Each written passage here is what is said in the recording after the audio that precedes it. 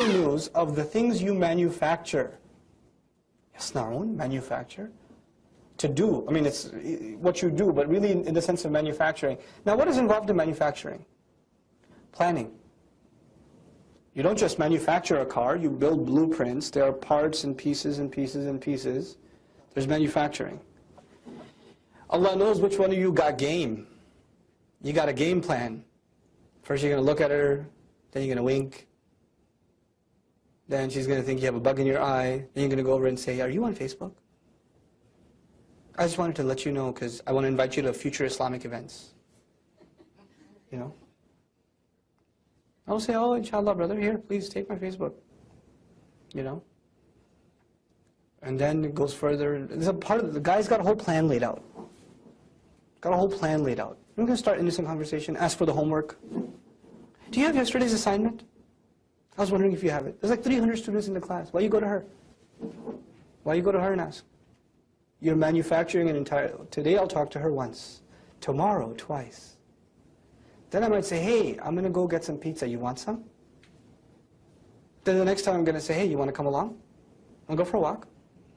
Aren't you in that other class that I just signed up for because I knew you signed up for it? That's in parentheses. He's got a whole plan. And she says, oh, what a coincidence. Ghafilat. Ghafilat, I have no idea, oblivious. And girls can be like, some girls are sharp, right? But then there are some girls that, wallahi, wallahi, their innocence is annoying. They have no idea what's going on. It's so ridiculous. He was just asking me for my homework. What? What planet do you live on? What is wrong with you? This guy in college, he's asking a lot of questions to me about Islam. Is it okay if I talk to him at Starbucks? We talked for like 4 hours yesterday about Sharia. And today he wants to know about Aqidah. He's got so many questions. I was like, can I talk to him? No, I think it'd be better if... Because he says he's more comfortable talking to me because I've started talking to him about Islam. Next week, he was talking to me about Islam, and he said, if I convert, would you marry me? I don't mind him, but do you think that's okay? I get those all the time. The guy manufactures an entire plan. It's not just one thing, he's building a factory.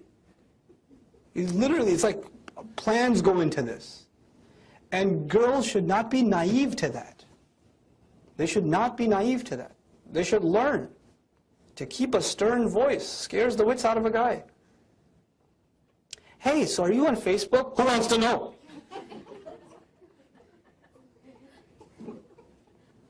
It's over. He's not going to mess with you again. It's over. Done. You won't have that problem again. All women have to do is have a stern voice. The scariest thing to a man is the stern voice of his mother, his sister, his wife. The stern voice of your wife. Man, malakul maut. When are you coming home? As opposed to, when are you coming home? Oh my God, there's a world of a difference. Right now! Right now. When are you coming home? A couple hours. When are you coming home? I'm in the car. I'm in the car. Just keep your voice sharp. You know?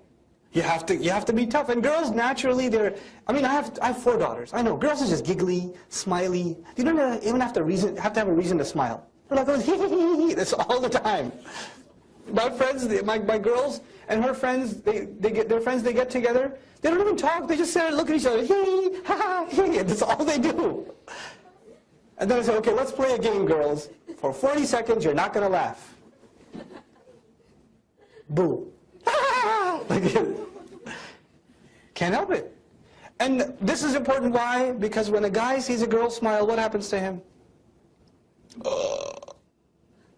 This picture's like in the back of his head. Oh yeah. She doesn't even realize what she does. She has no idea, no clue the effect she has. Oh my God, her smile is magical. And the guy looks drugged. She doesn't even know. She has no idea. And now he's going to plan and scheme, and he loves to make her laugh. And she says, but he's funny. I talk to him because he's funny. You know, this is just, Wallah, inna Allah khabirun bima yasna'un. Allah knows all of this stuff. If you lowered your eyes, you wouldn't have been hypnotized by her smile.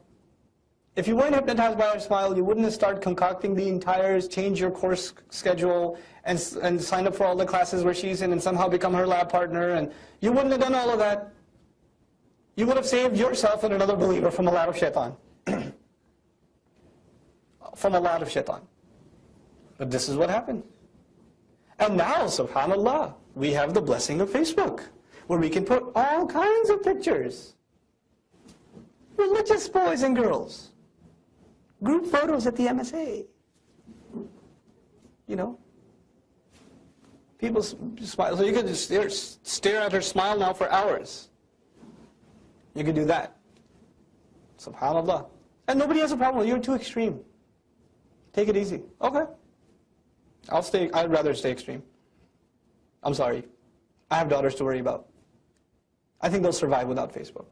Really. I joined Facebook because I wanted to get in touch with my cousins from Pakistan, because I left Pakistan in 1993 and haven't gone back. So I joined Facebook. I get like hundreds and hundreds and then thousands of, friend requests. And even the word friend request bothered me. It's like, I don't know this girl. Why are you saying you want to be my friend? I don't want to be your friend.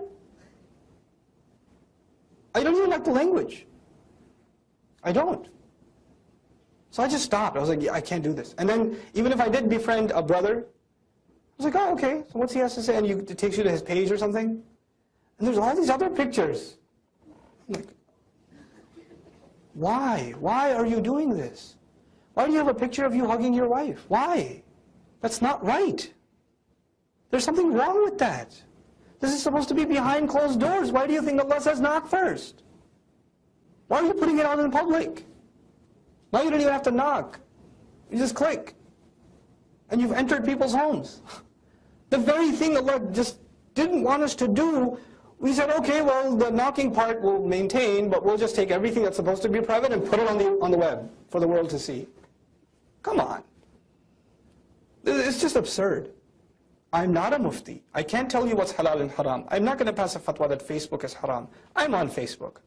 Bayina's on Facebook. I'm not telling you it's haram, or Twitter's haram, or whatever. I'm saying use it responsibly. These devices have brought a lot of good to the world. A lot of transparency has been brought to journalism. Revolutions have started. Popular uprisings that couldn't have been imagined came out of Twitter and Facebook. It's good stuff. But use it responsibly. These teachings are not a joke. They have to clean up our